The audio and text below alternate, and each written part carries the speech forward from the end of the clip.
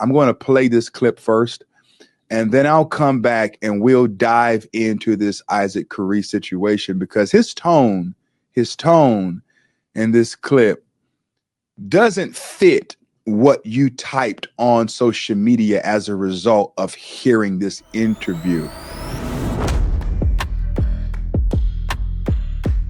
For him to say my nigga in referencing Bishop Wooden, I mean, when you consider the history, which I didn't know personally, which Bishop Wooden knew, but he had forgot about it because, you know, he does his alms deed in secret. He's kind. He's supportive of people. He's done that for decades, and he's not keeping count and not keeping score.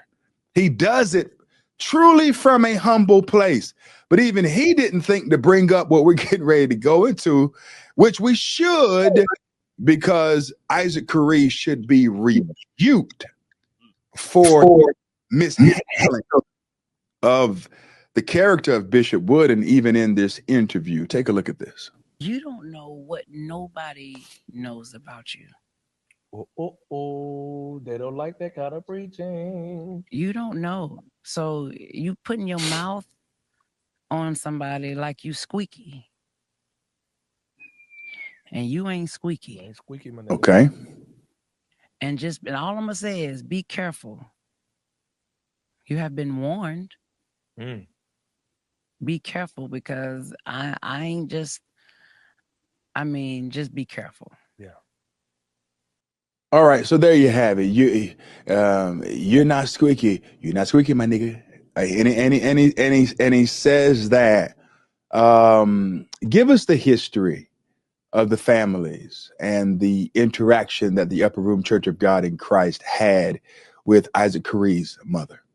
Man, I'm just gonna say this. It was cringeworthy. It was yes, cringe when I heard it. And it's one thing for the artist to do it, but I was really expecting something different from Isaac, and I was very, very disappointed. So first of all, North Carolina is very proud of Isaac Carree. Greater North Carolina's jurisdiction is extremely proud of Isaac Carree. So his mother was the jurisdictional minister of music for a long time, and I'm talking about a phenomenal individual. And then she went to Evangel Fellowship, and she served there for a long time. About the work she did in Greensboro, North Carolina, is second to none. She was a pioneer of pioneers, and the things she's done has still never been duplicated. Our mothers came from the same church. They had the same pastor. My father had the same pastor, though he was in a different church. Right. My mother and Pastor Nancy were in the same church, coming up in the same time, in the same choirs, in the same setting, the same circles. So, and they were very close friends. And so when Pastor Nancy left the Church of God in Christ, she did it and risked everything to do what God called her to do, and that was to start a church. She started a church, and when I tell you a holiness preacher she was, and I can hear her now. Holiness is this house. Holiness is his people, and she pushed and drove it like never before. That the lifestyle that you live makes a difference to God. But she risked it all, because at that time you were not going to be a female preacher or pastor in the Church of God in Christ. So she left an organization that she had all of her connections with, and to start a church that was non-denominational, and it was a wonderful ministry. And so, Bishop Wooden was one of those individuals to where he did not have to yield his floor to fellowship. Correct. With the woman of God, because there were many people who would not touch her or would not fellowship with her, because first of all, she left the Church of God in Christ. Second of all, she started a church, and she's pastoring now. And so I remember, because I was in the choir. I was worship leader at Upper Room, and I was in the choir, and we would pack everything up. I'm talking about if it wasn't nailed down, we was taking it. The band, the entire band, the entire choir, the whole congregation. We were driving an hour and 15 minutes, and we were packing up ourselves in this church just to fellowship. And I'm talking about, I remember there was standing room only, but there was so many people, as the gentleman of the Upper Room does. Every man stood up, and it was wall to wall. We were shoulder to shoulder around the walls, and all the females were in the pews. And I'm talking about we had shouting and dancing, good time on several occasions. And we know we were there because if you're going to travel with Bishop, he's there to be a financial blessing and to deposit spiritually into that location. So, and we blessed and we poured out and fellowship, and it was genuine, because if Pastor Nancy is a genuine she was a genuine type of person, and everything that she said and did, she did it from her heart, right? And then at the same time, in return, so though her congregation wasn't that as large as Upper Room, she was invited, and she would come on occasions, and she would preach in the pulpit of the Upper Room Church of God in Christ. And oh my God, we would have a dancing and shouting good time. So as I'm listening, and I know that Bishop Wooden and Pastor Nancy were very close in terms of ministry fellowship, right? As I was listening, I was waiting for a response to say, and I know as a son to a mother, if somebody is good to your mother, they're good to you. No doubt about it, right? And I know their families were friends, and they were cordial. So I was waiting to say, I don't know about your situation, but I know he was good to my mother. That's what I was waiting on. If I didn't hear it, I was sorely disappointed. Yeah. But man of God, check this out. It's not that he didn't know to do it. Because just after that segment, when the woman of God brought up a vlogger and talked about the vlogger, his words were, this is what Isaac said, I've met him on a few occasions, and he was always kind to me. So he said that about the vlogger, but he said, you ain't squeaking my when it came to the bishop. Run that back. The vlogger. Who's the vlogger? He said, what about the vlogger? And he said, what about Bishop Wooden? Run that back. The question was asked, well, she started talking about people who cover her story and her arrests. Right. He asked her, well, who did it right? And she said, she called the name of the vlogger. And I can't remember him at the time. He's out of North Carolina, because they mentioned he was out of North Carolina. Okay. And he says, oh, yeah, I've met him on a few occasions, and he was always kind to me. So now, if he just didn't have it in him to say something like that, then I would like, okay, I'll give it to him. But he did it for the vlogger. But he did not do it for the man who was very kind to his mother. And that's what disappointed me. Seriously disappointed.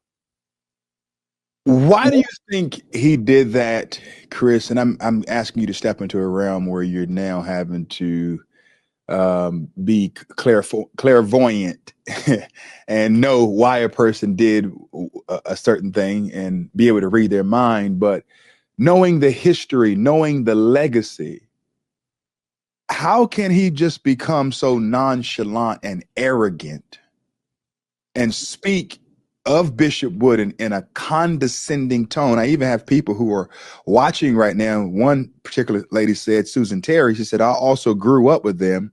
If she had heard what Isaac said and how he acted, she would have dealt with him.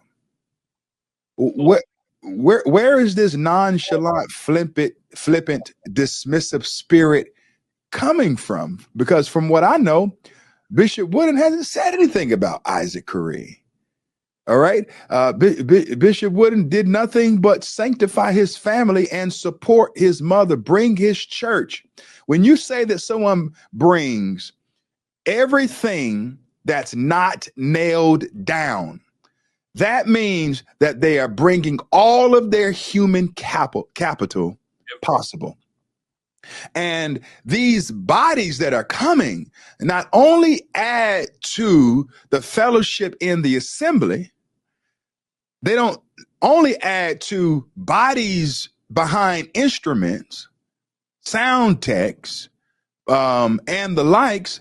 These people also represent people who are going to financially support someone's endeavor and or work and their ministry. Okay? How can you now get to the point where you own your show, the Isaac Carree show, and you take it upon yourself to reference him in the manner of my, when this was good to your mammy? This was good to your mammy. Let me say that again. This Isaac Carree, I want you to, I pray he hears this. This Bishop Wooden was good to your mammy, to your mama, when during a time frame where a lot of preachers would not associate, because it hadn't, quote unquote, caught on to the culture that subscribes to that, right?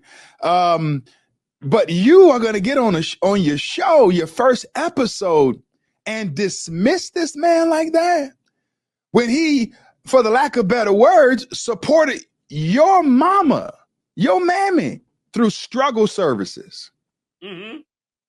Struggle services. Yeah. And in the Black church, we know what a struggle service is. Yes.